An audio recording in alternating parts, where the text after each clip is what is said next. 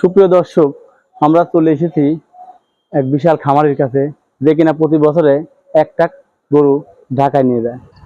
কারণে সে এবার গরু কিনে নাই, বিষয়টা আমরা তার কাছ থেকে জানতে চাচ্ছি। কসাই জসিম ভাইয়ের কাছে, যে কিনা প্রতিনিয়ত হাট বাজারে গরু জবাই করে বিক্রি করে। পরিচয়টা দিবেন, আপনার নাম কি? আমার নাম জসিম কসাই। আচ্ছা, যাই হোক, আপনি এবার গরু কেন কিনলেন না এবং কি কারণে ছাগল কিনলেন, আমরা বিষয়টা রহস্যজনক জানতে চাচ্ছি।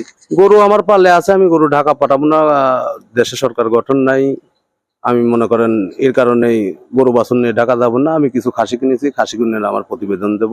প্রতিবেদনে দেখবেন আপনারা, যদি কেউ প্রয়োজন হয় তারা আমার খাসি কিনে আমি বিক্রয় করব, আপনারা নিতে পারবেন। যাই হোক, আপনি এলাকায় তো আর বিক্রি করবেন না, ঢাকা বিক্রি করবেন। যাই হোক, ঢাকা কোন হাটে আপনি যাবেন সেটা দর্শকদের যদি বলে দিতেন, তাহলে তারা হয়তো যোগাযোগ করতে পারতো আপনার সাথে।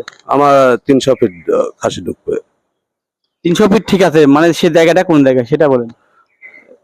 জায়গাটা গাজীপুরের মধ্যে। গাজীপুর 300 ফিট।